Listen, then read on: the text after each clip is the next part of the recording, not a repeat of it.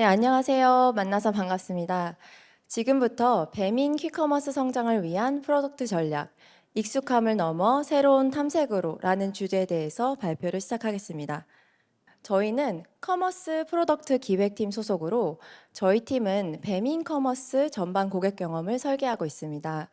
전략과 가설을 세우고 실험을 통해 검증하며 더 나은 경험을 제공하기 위해 많은 고민을 하고 있어요.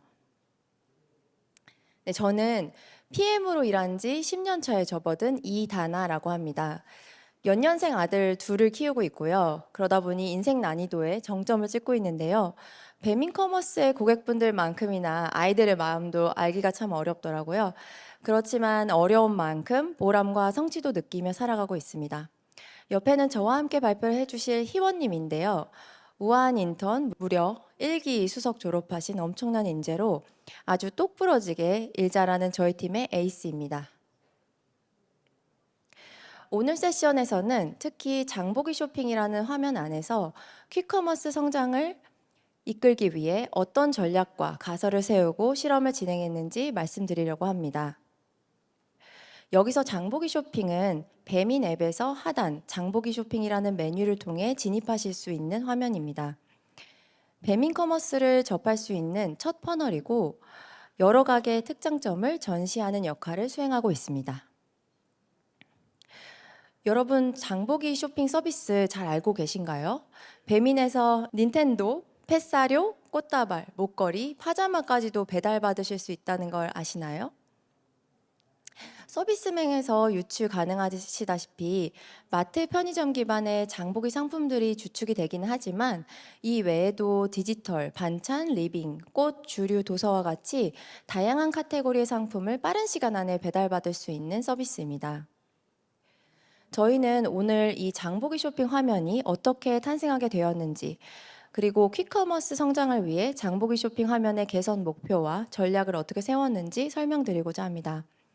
전략을 세우고 실행하는 과정에서 고객 데이터 기반으로 몇 차례 세부 전략을 수정하게 되었는데요. 그 변화 과정에 대해서도 말씀드릴 예정입니다. 마지막으로 저희가 퀵커머스 프로덕트 전략을 세우면서 배우고 깨달았던 점들에 대해 공유드리고자 합니다. 먼저 장보기 쇼핑의 탄생 배경에 대해 설명드리겠습니다. 배민 퀵커머스의 선두주자죠.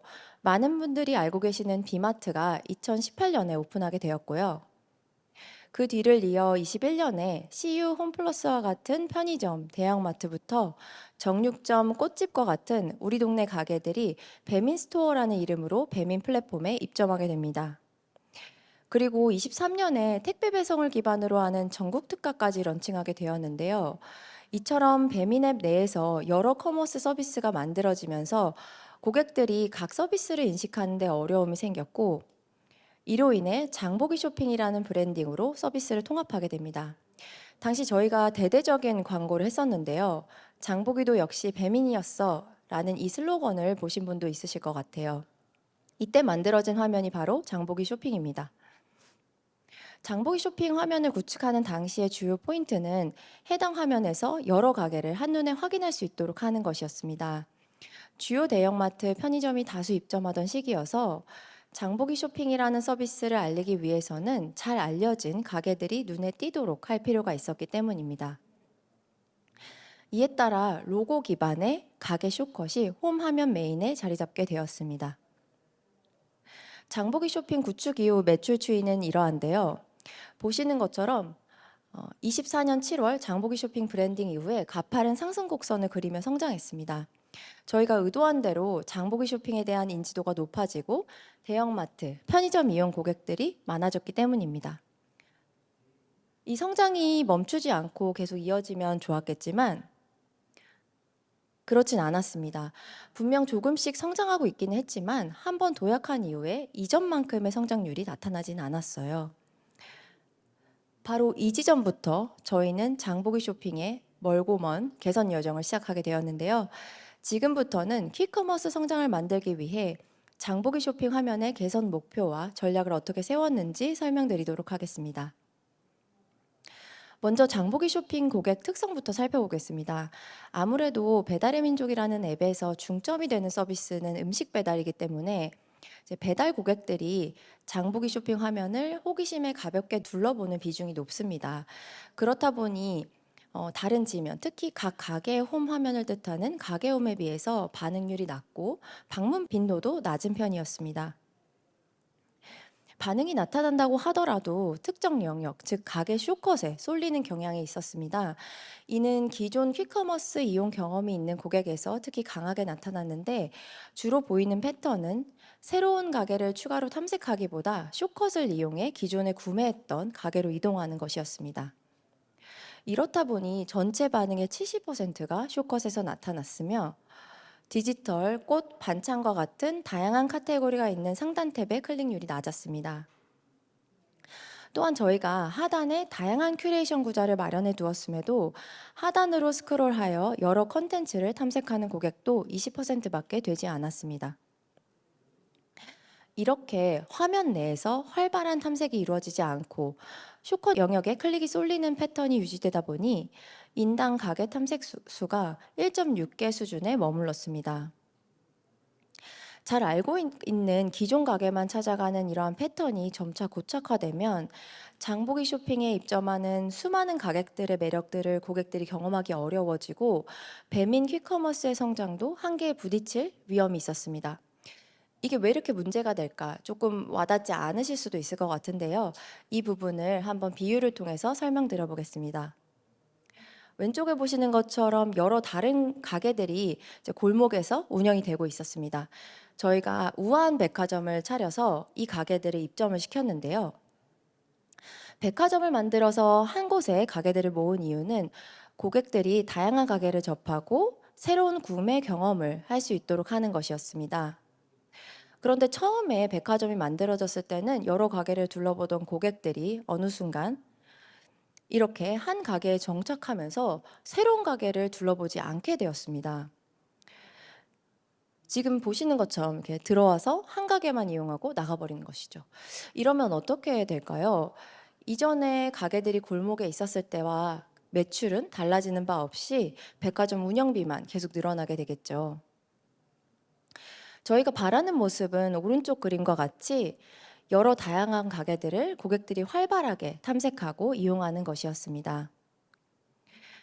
다시 배민 퀵커머스로 돌아와서 실제로 고객 데이터를 통해서 파악한 결과 2개 이상의 가게에서 주문하는 고객들은 한 개의 가게에서만 주문한 고객들에 비해 월별 주문 빈도는 약 2.4배, 이전 월에 주문한 고객이 다음 월에 재주문하는 비율을 뜻하는 주문 리텐션은 1.5배나 되었습니다. 결국 더 많은 가게들을 탐색하고 이용할수록 지속적으로 장보기 쇼핑 서비스를 찾는 충성 고객으로 전환된다는 것을 확인할 수 있었습니다. 따라서 고객들이 여러 가게를 이용하게 하는 것은 배민 퀵커머스의 성장을 위해 필수 당면 과제라고 할 수 있습니다. 이 부분을 퀵커머스 성장 단계 기반에서도 한번 설명드려 보겠습니다. 아까 가게 쇼컷이 잘 알려진 가게들을 노출하기 위해 메인에 배치되었다고 말씀드렸는데요. 주요 가게들이 새롭게 입점하는 초기 성장 단계에서는 인지도 높은 가게를 통해 한 번에 첫 구매를 만드는 것이 중요하기 때문이었습니다. 다만 서비스 확장기는 주요 가게들이 어느 정도 입점이 마무리된 상태라 다양한 카테고리의 여러 가게를 이용할 수 있도록 경험을 확장할 필요가 있었습니다. 그리고 장보기 쇼핑이 단 하나의 가게만 이용하는 플랫폼이 되어서는 경쟁 상황을 고려했을 때도 리스크가 있었습니다. 이에 따라 저희는 배민 퀵커머스가 성장하기 위해서는 고객들이 익숙한 가게를 넘어서 새로운 가게를 계속해서 발견할 수 있도록 도와야 한다. 이런 결론을 내리고 이를 프로덕트 목표로 설정하였습니다. 그리고 그 역할을 배민 앱 내에서 여러 가게의 특장점을 구경할 수 있는 유일한 화면인 장보기 쇼핑이 해줘야 한다고 판단했습니다. 그렇다면 이를 어떻게 달성할 수 있을까요? 앞서 설명드린 대로 새로운 가게를 발견하게 하자라는 프로덕트 목표를 세우고 프로덕트 지표로는 신규 가게 탐색 및 구매 고객 비율을 보고자 했고요. 프로덕트 전략으로는 신규 가게 탐색을 유도하기 위해 매력적인 컨텐츠를 제공해 보기로 하였습니다. 커머스에서 결국 핵심이 되는 컨텐츠는 상품이므로 특히 각 가게의 주력 상품을 전시해 새로운 가게에 대한 관심도를 높여보고자 했습니다. 실제로 사용자 조사를 진행했을 때도 가게들이 파는 상품에 대해서 궁금해하는 고객들이 많았습니다. 아까 백화점 비유로 돌아간다면 이렇게 고객이 백화점을 들어왔을 때 가게 앞에 어떤 물건을 파는지 핵심 상품을 꺼내놓는 전략인 것이죠. 그래서 매력적인 상품을 전시한다면 로고 기반의 쇼컷에 의존하지 않고 다양한 영역에서 새로운 가게에 대한 관심을 가질 것이다 라는 가설을 검증해 보기로 하였습니다. 저희는 A/B 테스트 기반의 여러 실험을 진행을 했는데요. 다음 두 사례를 한번 소개해 드려 보겠습니다. 이제 첫 번째 사례입니다. 이렇게 보시면 기획전 구자라고 오늘의 추천 행사라는 부분이 있는데요. 이 구자는 각 가게별로 진행되는 할인 행사 등을 전시하는 구자입니다. 이렇게 삼삼데이 삼겹살 특가와 같이 특히 시즈널하게 진행되는 행사들을 노출하는 데 활용하고 있습니다. 변경전 UI를 보시면 상품이 썸네일로만 보여지고 상품명이나 배지와 같은 상세 정보가 표기되어 있지 않은 형태입니다. 또한 스와이프를 해야만 다음 가게의 기획전을 볼 수 있어서 여러 가게의 기획전을 한 번에 많이 노출하기 어려운 구조였습니다.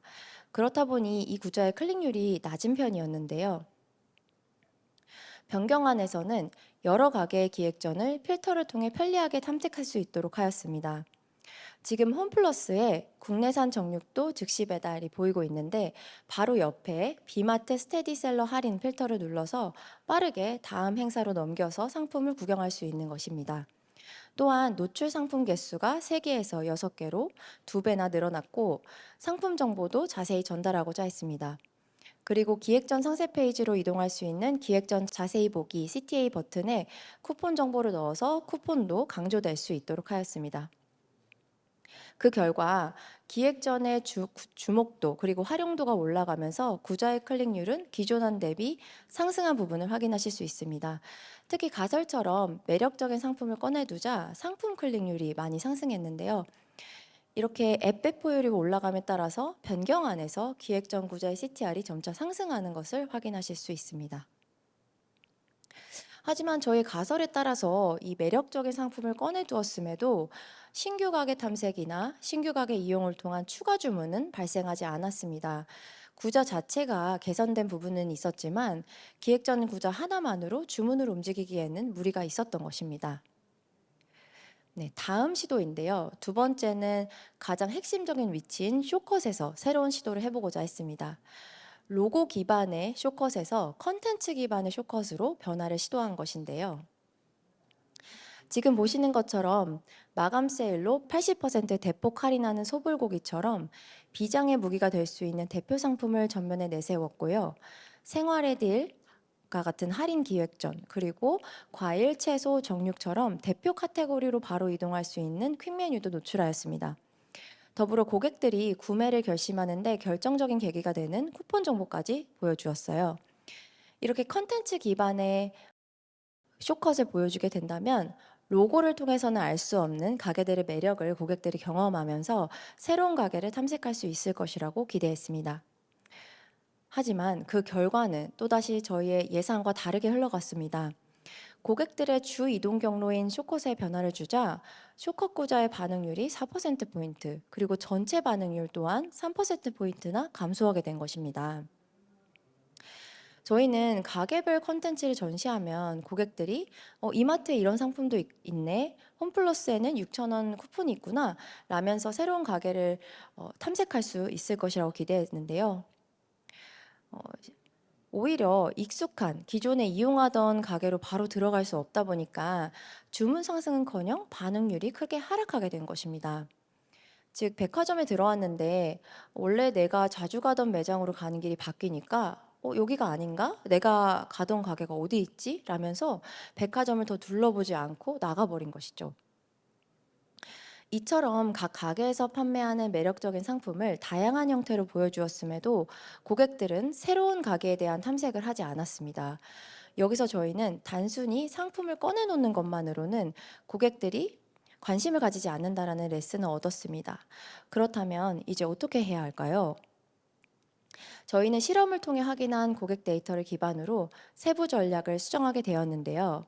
어떤 고민과 시도를 했는지 희연님께서 이어서 설명해 주시겠습니다. 저희는 마지막으로 말씀드렸던 쇼컨 UI 개선 결과를 다시 살펴보았습니다. 기존에는 로고 단위로 노출이 되다 보니 고객들이 원하던 가게를 한눈에 찾을 수 있어서 이동을 할 수 있었으나 변경된 UI에서는 내가 가던 가게가 어디지? 라고 경로를 찾지 못하고 화면을 이탈하게 된 것이었는데요. 그렇게 해서 장보기 쇼핑홈 전체 CTR이 하락을 했어요. 하지만 이 감소폭을 기존 고객과 신규 고객으로 나누어서 살펴보았습니다. 이렇게 보았을 때 보시는 화면처럼 기존 고객 대비 신규 고객의 하락폭이 낮은 것을 확인할 수 있었어요. 보시면 민트색 막대가 기존 고객, 보라색 막대가 신규 고객인데요. 보라색 막대가 민트색 막대에 비해 절반 수준인 점을 확인하실 수 있을 겁니다. 즉 기존 고객들은 자신이 원래 이용하던 가게로 빠르게 진입하길 희망하기 때문에 변화된 화면에서 원하던 가게를 찾지 못하고 이탈하는 고객이 많았음 반면 신규 고객의 경우에는 이용할 가게를 발견하기 위해 아직 컨텐츠 탐색의 여지가 있다는 것을 확인할 수 있었습니다. 이 결과를 통해 우리는 장보기 쇼핑을 찾는 고객들이 같은 길로 들어오더라도 이유와 목적이 다르다는 점을 알 수 있었어요. 앞서 저희는 신규 가게 탐색을 유도하기 위한 방법으로 각 가게의 주력 상품을 보여주자라는 목표를 세웠는데요. 이 전략을 조금 더 구체화해 보겠습니다. 우리가 모든 고객에게 동일한 가게와 상품을 보여줄 게 아니라 고객 개개인이 매력을 느낄 만한 컨텐츠를 보여줘야 하는 게 아닌가? 이런 생각을 했습니다. 이에 프로덕트 목표 하에 전략을 다음과 같이 수정을 했습니다. 고객의 특성과 맥락에 맞는 컨텐츠를 노출해서 새로운 가게 탐색을 유도하자고요. 제가 평소처럼 채소를 사러 가게에 들어갔는데 갑자기 관심도 없던 모자나 액세서리를 보여주는 것보다는 여기 양파도 할인하고 있어요. 당근도 보세요 하면서 제가 가질 만한 컨텐츠를 보여주면 조금 더 관심을 갖게 되지 않을까요? 저희는 고객의 특성과 맥락에 맞는 추천은 무엇일지 힌트를 찾기 위해서 장보기 쇼핑에서 여러 가게에 반응하는 고객들의 데이터를 살펴보았는데요. 보시는 지표는 장보기 쇼핑 내에서 교차 반응이 높은 상위 10개 가게의 조합입니다. 장보기 쇼핑에서 가장 많은 지점을 보유하고 있는 편의점 간에서 교차 반응이 가장 높은 것을 확인할 수 있었어요. 이 지표를 조금 더 살펴보면요. 이렇게 카테고리로 묶어서 보았을 때 아까 말씀드렸다시피 편의점 간 교차 반응이 78%로 가장 높았고 그 뒤로 마트 간 교차 반응이 높다는 것을 확인할 수 있었습니다. 즉 교차 반응은 동일한 카테고리 내에서 가장 활발하다는 힌트를 얻을 수가 있었어요. 이 힌트를 기반으로 저희는 맞춤화된 컨텐츠를 노출할 전략을 구체화했습니다. 먼저 기존 고객에게는 구매 데이터가 존재하기 때문에 기존의 고객이 구매했던 가게와 유사한 가게 카테고리를 추천해주고자 했습니다. 신규 고객의 경우에는 진입 허들을 낮추는 것이 중요하다고 생각을 했어요. 그래서 쿠폰이나 할인 상품 같은 것을 위주로 전시를 하려고 했고 고객들이 인지도 높은 가게들을 통해서 내가 원하는 가게를 발견할 수 있도록 돕고자 했습니다. 이러한 첫 번째 시도로는 특정 가게의 혜택을 강조해서 보여주는 구자를 시도해 보았습니다. 이 화면은 장보기 쇼핑에서 하단으로 내려가 보시면 놓치지 마세요 할인 쿠폰이라고 여러 가게의 쿠폰을 모아서 보여주는 구자인데요. 실제로 장보기 쇼핑 내에서 가장 반응률이 높은 구자에 속했습니다. 저 또한 서비스에 들어갔는데 이렇게 쿠폰이 있으면 괜히 마음도 없었는데 막 사게 되고 구경하게 되고 그러잖아요. 그래서 저희는 이번에 상품이 아닌 쿠폰을 메인 컨텐츠로 삼아보았습니다. 앞서 세운 전략인 고객의 특성과 맥락에 맞게 고객군을 나누고 추천을 해주기 위해 어떤 가게를 선정할까 시도를 했는데요. 기존 고객의 경우에는 이 고객이 최근에 구매했던 가게와 같은 카테고리의 첫 주문 쿠폰을 노출했습니다. 제가 최근에 홈플러스를 샀다면 편의점을 보여주는 것보다는 GS 더 프레시, 이마트와 같은 마트 카테고리를 보여주는 전략이죠. 이렇게 되면 새롭긴 하지만 아무래도 내가 익숙한 카테고리이다 보니까 고객들이 관심을 가질 거라고 생각을 했어요. 그리고 장보기 쇼핑 이용 경험이 없는 신규 고객에게는요. 장보기 쇼핑 내에서 가장 주문이 많고 실제로 장보기 쇼핑을 처음 구매하는 고객들이 가장 많이 이용하는 편의점을 노출하기로 했습니다. 실제로 편의점은 최소 주문 금액이 낮은 편에 속해요. 그러다 보니까 첫 주문을 유도하는 데 효과적이라고 판단을 했습니다. 자, 이렇게 기존 고객과 신규 고객을 기준으로 저희가 어떤 가게를 보여줄지 선정을 했고요. 쿠폰을 선정해야 되는데 여러분 이런 화면 최근에 많이들 보셨을 것 같아요. 무려 26만 원이나 할인을 해주는 쿠폰이 있다고 합니다. 근데 이런 거 혹해가지고 눌러봤는데 최소 주문 금액이 30만 원이에요. 50만 원이고. 사실 이래서 조금은 짜증났던 경험들이 한 번쯤 있지 않으신가요? 저는 이래서 좀 쿠폰이 할인 금액이 너무 높으면 안 믿게 되더라고요. 장보기 쇼핑 안에서도 가게들이 다양한 금액의 쿠폰을 운영을 하고 있는데요. 실제로 저희 장보기 쇼핑을 처음 이용할 때 고객들이 쓰는 쿠폰을 보면 단순히 할인 금액이 높은 게 아니라 할인 금액이 조금 낮더라도 최소 주문 금액이 낮은 쿠폰을 이용하는 경향을 보였습니다. 물론 가구원의 형태나 이용하는 상품이나 가게에 따라서 다르겠지만 첫 주문이라는 것은 허들을 낮추는데 제일 중요하구나를 깨달을 수 있었어요. 이 데이터를 기반으로 저희는 단순히 할인 금액이 큰 쿠폰을 보여주기보다는 최소 주문 금액이 낮은 쿠폰을 노출해서 고객의 첫 주문 허들을 낮추자는 전략을 세웠습니다. 그 결과 장보기 쇼핑 전체 반응률이 1.8%포인트 상승했고 고객 맞춤으로 선정해져 보여졌던 이 가게의 주문 전환율 또한 0.1%포인트 상승했습니다. 단순히 이렇게 여러 가게들을 쿠폰을 막 추천해 주는 게 아니라 고객이 좋아할 만한 가게와 혜택을 선정해서 보여줬더니 익숙하면서도 새로운 가게에 관심을 가지기 시작했던 거죠. 두 번째 사례는 상품을 메인 컨텐츠로 삼은 구자인데요. 저희는 구매 이력 기반으로 상품을 추천해 주는 구자를 도입했습니다. 고객이 구매한 상품과 비슷한 상품을 추천하면 관심을 가질 것이라는 가설이었어요. 이 구자는 지금까지 고객이 구매한 내역을 바탕으로 고객이 가장 선호하는 카테고리를 추론하는 카테고리 선호도 모델을 활용했는데요.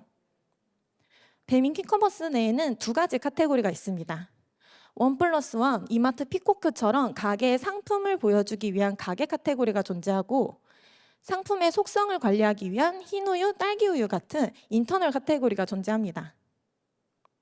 가게마다 판매하는 상품은 다르지만 각 상품은 모두 하나의 인터널 카테고리로 관리되고 있어요. 그래서 우리는 구매 이력이 없는 가게의 상품도 이 인터널 카테고리 기반으로 추천이 가능하겠다라고 생각했습니다.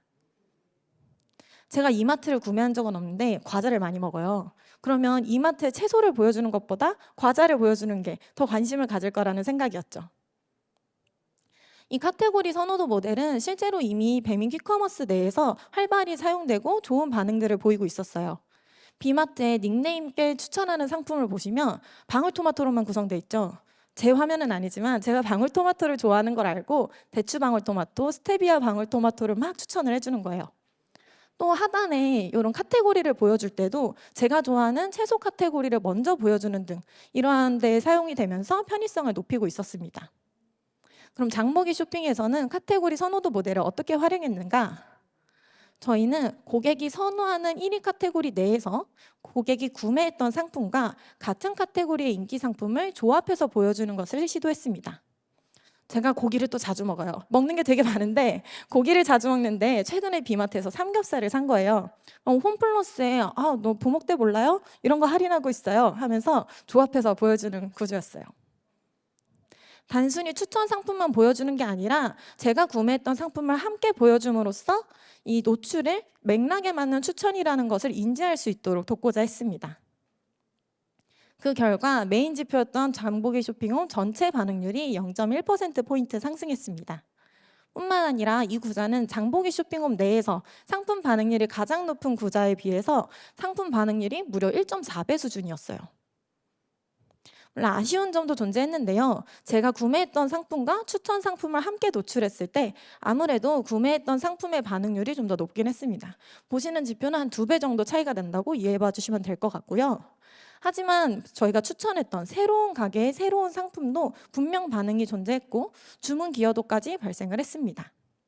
이렇게 저희는 다시 한번 맥락에 맞는 추천이 중요하다는 것을 깨닫게 되었어요. 그럼 저희가 이제 저희 장보기 쇼핑 고객들이 여러 가게를 탐색하게 됐을까요? 장표 이름을 보시면 아직 여전히 남은 문제가 있었습니다. 이게 무슨 문제인가? 아직도 기존의 입구에서 이용하던 가게로 가는 고객들이 너무 많은 거예요.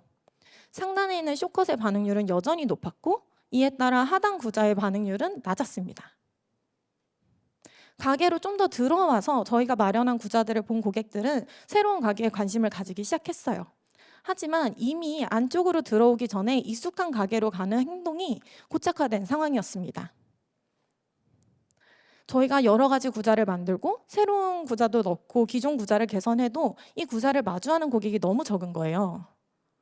근데 저희는 앞서서 키커머스 전체 볼륨을 키우기 위해서 장보기 쇼핑홈에서 고객들이 여러 가게를 탐색해야 되고 이 역할을 저희 장보기 쇼핑 홈화면에서 해줘야 된다고 생각을 했는데요. 아직도 쇼컷을 통해서 익숙한 가게로 가고 있는 상황에서 저희는 여러 고민에 빠졌습니다. 여러분이라면 어떻게 하실 것 같으세요? 한 번쯤 생각을 해봐 주시고 저희는 이런 생각을 했어요. 쇼컷이 존재하는 한 고객의 익숙한 패턴을 바꾸는 것이 가능할까? 고객은 정말 쇼컷이 필요한 게 맞을까? 쇼컷이 단순히 존재하니까 클릭하는 거 아니야? 이런 생각을 했습니다. 스티브 잡스가 남긴 명언인데요. 여기 계신 분들 많이들 들어보셨을 것 같아요. 많은 경우 사람들은 원하는 것을 보여주기 전까지 무엇을 원하는지도 모른다고 합니다.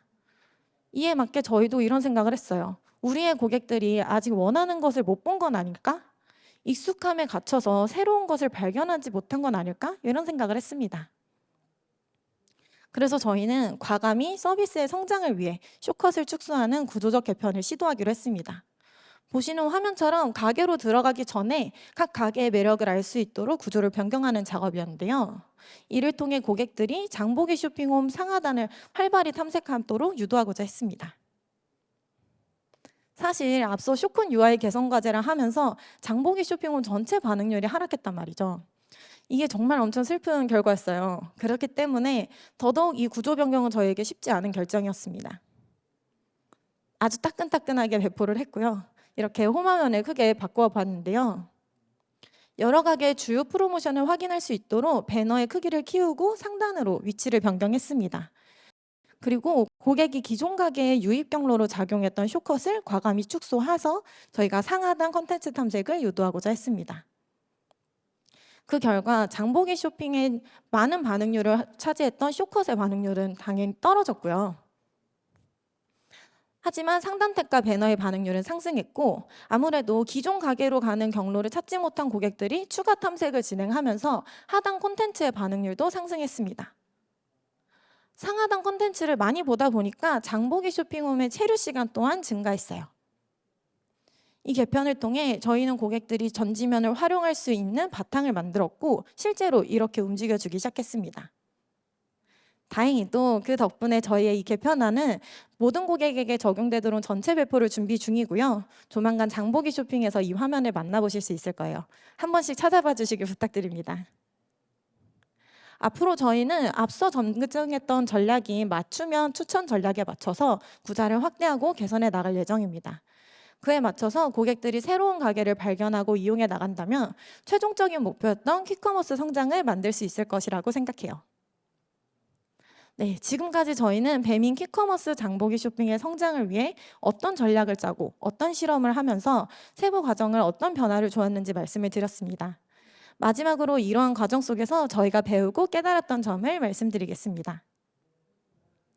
저희는 퀵커머스 성장을 위해 장보기 쇼핑 화면에서는 새로운 가게 발견을 하자라는 프로덕트 목표를 세웠고 이를 위한 첫 번째 전략으로서 가게의 주력 상품을 꺼내서 보여주자라는 전략을 세웠습니다. 기억하시나요? 저희가 기획전에서 상품도 막 꺼내서 보여주고 시도를 했는데 이 과정 속에서 단순히 상품을 꺼내놓는 것만으로는 고객들이 새로운 가게에 관심을 갖지 않는다라는 레슨런을 얻었어요. 그럼 어떤 것들에 관심을 가질 수 있을까를 고민하였고 저희는 두 번째 전략인 고객의 특성과 맥락에 맞는 컨텐츠를 노출하자는 전략을 세웠습니다.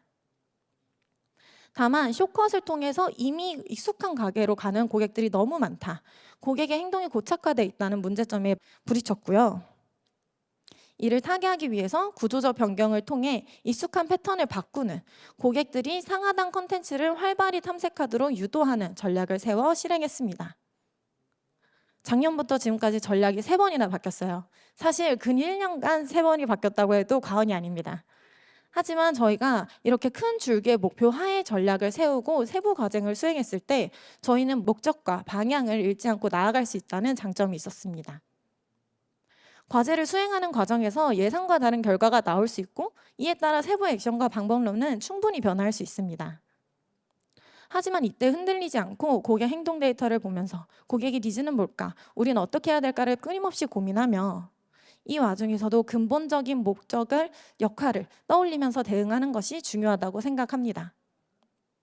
저희가 프로덕트 목표를 먼저 설정하고 여러 액션들을 수행했던 것처럼 큰 줄기의 목표가 있을 때 저희는 방향을 잃지 않고 나아갈 수 있습니다. 특히 커머스는 변화가 매우 빠른 산업이잖아요. 그만큼 지면의 전략은 과제를 수행하며 1차, 2차, 3차 전략을 빠르게 세우고 수행했던 것처럼 변화에 긴밀하게 대응하는 것이 더더욱 중요하다고 생각합니다. 앞으로도 저희는 키커머스 산업과 키커머스 성장 전략의 수많은 변화 속에서도 다나님과 저와 저희 팀 그리고 저희 커머스를 담당하는 모든 분들과 함께 프로덕트 목표를 잃지 않고 발빠르게 대응하면서 장보기 쇼핑을 보다 많은 고객들의 일상에 스며들 수 있도록 노력할 것입니다.